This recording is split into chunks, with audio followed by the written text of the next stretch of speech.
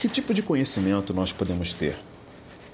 Quando nós começamos a definir a natureza da teologia, mais especificamente, é que começam a surgir as dificuldades.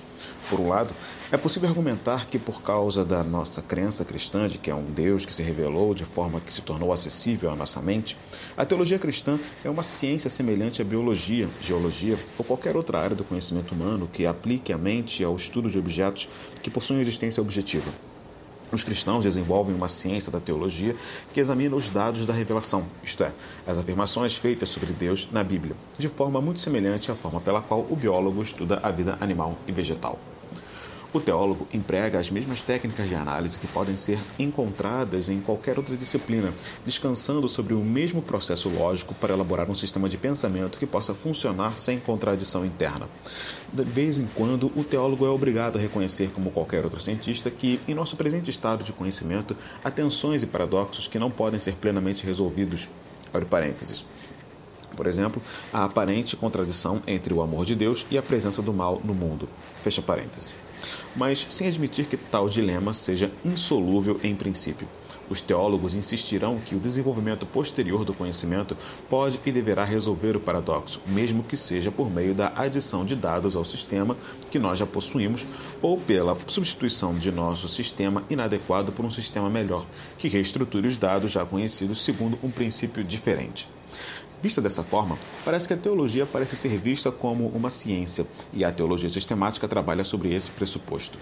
Ainda partindo de outro ponto de vista, há grandes diferenças entre a teologia e outras ciências, que parecem questionar essa definição. A mais fundamental dessas diferenças é o problema da epistemologia, o princípio do conhecimento. De onde vêm nossos dados e como nós podemos estar certos de que eles são confiáveis? O cristianismo sempre tem afirmado que os dados teológicos vêm da Bíblia, que é aceita como a revelação que Deus fez de si mesmo ao ser humano. Contudo, nem mesmo virtualmente alguém desejaria afirmar que a Bíblia é uma fonte exaustiva de conhecimento teológico. As opiniões diferem até mesmo sobre quão exclusivo é esse conhecimento. Alguns teólogos têm tentado suplementar esse conhecimento apelando às ciências naturais, ao senso comum e à experiência pessoal. Mas, a despeito dessas diferenças, todos concordam que a revelação bíblica é fundamental e a maioria gostaria de justificar seu apelo a outras autoridades sobre o fundamento de que a própria Bíblia permite isso, como, por exemplo, quando apresenta a ordem natural como a expressão da glória de Deus. Entre parênteses, Salmo 19. Mas, ao contrário da teologia, as outras ciências encontram suas informações não na revelação, mas na experiência e na descoberta. É verdade que o desenvolvimento científico às vezes ocorre como resultado de uma brilhante conjectura, mas nas ciências naturais o gênio intuitivo deve sempre estar apoiado sobre evidências empíricas, se quiser ser aceito como fato estabelecido. E poucos cientistas consideram gênios desse tipo como miraculosos ou como um exemplo da autorrevelação de Deus. O resultado é que as ciências naturais possuem uma fonte de dados diferente, um método de procedimentos diferente e uma atitude diferente com relação a paradoxos insolúveis, onde os teólogos se curvariam em uma reverência agnóstica diante de um mistério que eles não podem penetrar, pois eles sabem que seu banco de dados não será aumentado desse lado da eternidade. Os cientistas continuam a buscar uma solução para os seus problemas. Como esses problemas pertencem à ordem espaço-temporal da criação, os cientistas assumem que uma resposta será alcançada se uma chave para o quebra-cabeça puder ser encontrada. Algumas pessoas afirmam que não importa se a teologia usa um método diferente daquele usado pelas outras ciências, porque, eles dizem, o objeto de estudo da teologia é muito diferente do objeto de estudo das outras ciências. As pessoas são capazes de analisar coisas que são inferiores a si mesmas, mas não podem tratar seu Criador da mesma forma. Como Paulo disse aos Romanos, quem és tu, ó homem, para discutires com Deus? Pode o que é formado dizer ao que formou, por que me fizeste assim? Mas, embora haja substância nesse argumento, as questões se complicam pelo fato de que, quando as modernas disciplinas acadêmicas foram fundadas e por muitos séculos depois, tanto a teologia quanto as ciências naturais, de fato, faziam o uso da mesma abordagem em seu respectivo objeto de estudo, uma abordagem que somente a teologia continuou a achar apropriada.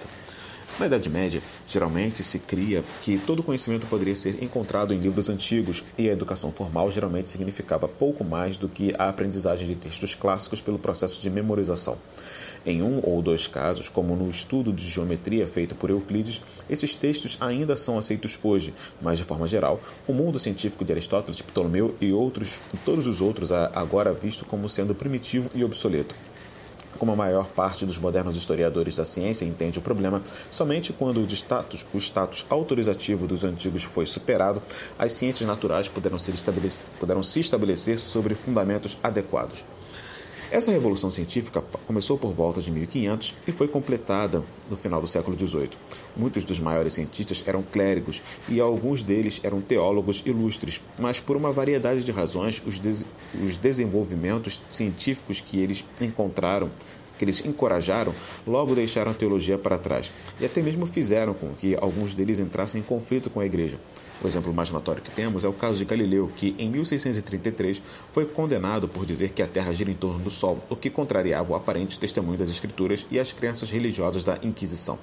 Hoje, qualquer pessoa reconhece que os juízes de Galileu estavam usando a Bíblia para fundamentar a astronomia de Ptolomeu e que os escritores bíblicos nada disseram sobre esse assunto. Mas esse reconhecimento geralmente caminha de mãos dadas com a crença de que a Escritura fala tanto sobre Deus quanto sobre a ordem natural de uma forma não científica. Em outras palavras, a Bíblia não pode mais ser usada para construir uma teologia sistemática, cientificamente válida, assim como não pode ser usada para pesquisas astronômicas. Por causa de tudo isso, até agora, até mesmo os teólogos cristãos provavelmente admitem que a teologia não é uma ciência como a biologia, embora eles nem sempre concordem em como ela poderia ser classificada entre as disciplinas acadêmicas. Ela está, obviamente, intimamente relacionada à filosofia, a tal ponto que muitos historiadores chegam a afirmar que, sem o estímulo das escolas filosóficas grego-romanas, a teologia cristã nunca teria existido.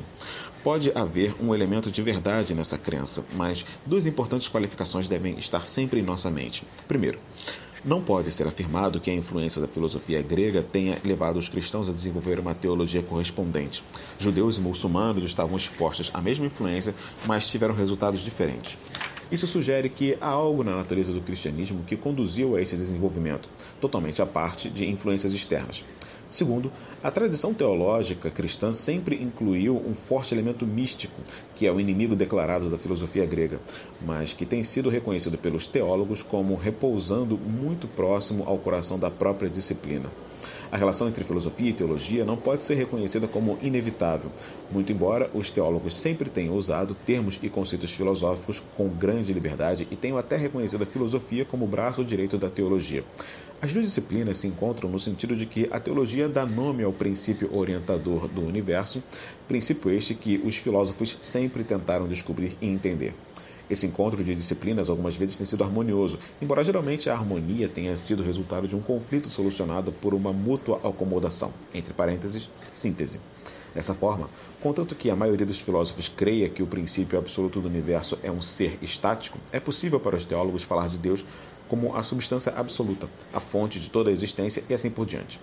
O ser supremo, assim descrito, não é necessariamente o Deus cristão, como tanto os filósofos crentes, entre parênteses, como Pascal, e os filósofos incrédulos, entre parênteses, como Spinoza, estão prontos para destacar, mas a possibilidade de uma harmonia entre as demandas da razão natural e os dados da revelação não é excluída pela massa geral de opinião bem formada. As coisas começam a mudar quando o velho quadro do universo dá origem a novas ideias. A crença na criação foi trocada pelas teorias da evolução que fizeram com que a criação se tornasse desnecessária. A ideia de uma substância absoluta foi substituída pelas teorias da relatividade, baseadas na energia casual. Acima de tudo, até mesmo a mais básica afirmação de que por trás do universo está a mente de um ser supremo vem sendo progressivamente negada pelos filósofos e foi declarada irrelevante por muitos cientistas. O elo de ouro que ligava a teologia à filosofia veio se tornando mais e mais parecido com o elo que une a astrologia à astronomia, uma pseudociência popular entre os supersticiosos e os ignorantes, lutando com sua intelectualmente respeitável substituta. Até mesmo o conceito de um poder inteligente unificador por trás do universo começou a ser questionado. Não há mais lugar para o estudo teológico entre as disciplinas academicamente aceitas e sua sobrevivência nas universidades tornou-se um problema. Os teólogos geralmente ficam isolados em um ambiente intelectual hostil e muitos deles tentam justificar sua existência tornando-se especialistas em religiões históricas ou comparativas ou definindo teologia como uma arte semelhante à música ou à poesia.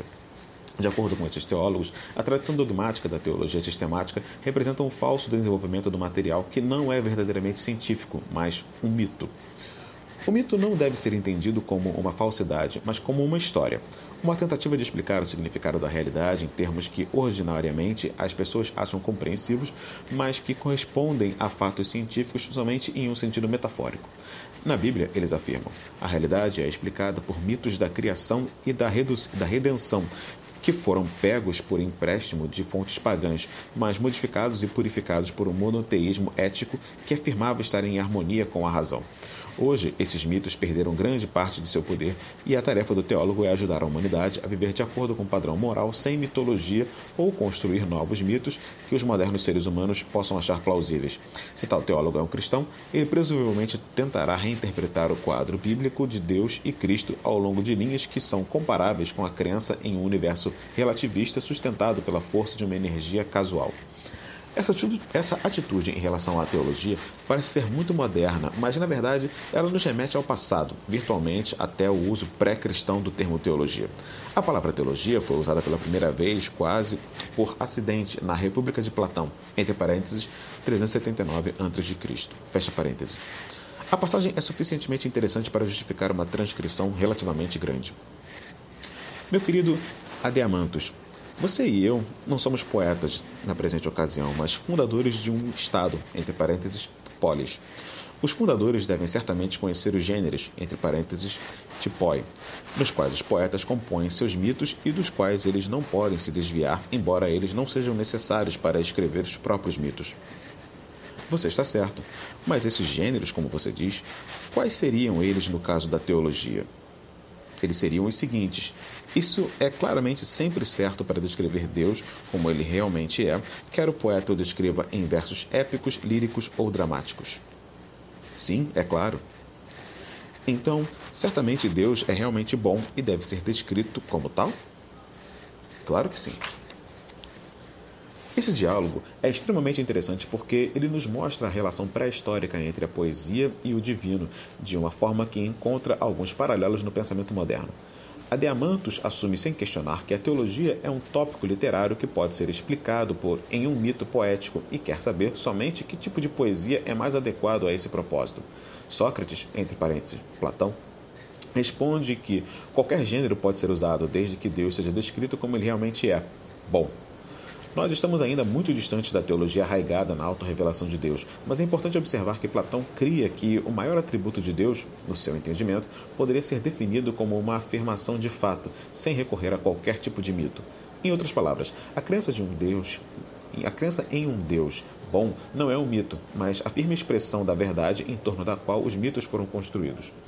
É essa substância básica da verdade, não a sua expressão poética, que constitui o objeto da teologia cristã e a diferencia das interpretações mitológicas platônicas e modernas. É muito interessante que Platão tenha usado esse princípio não mitológico para estudar as fontes literárias da teologia grega. Homero e os dramatistas, especialmente Ésquilo, quando essas fontes eram consideradas inconsistentes, elas eram consideradas corruptas e erradas. Eventualmente, Platão foi ao ponto para o qual ele queria dirigir os poetas e sua república ideal, pois sua criação mítica nunca poderia ser uma representação adequada da realidade, isto é, a base da teologia cristã. Essa é a razão pela qual ele ataca a teologia, entre parênteses, mitologia, o que faz com que ele soe mais como um cristão ortodoxo do que como um moderno liberal.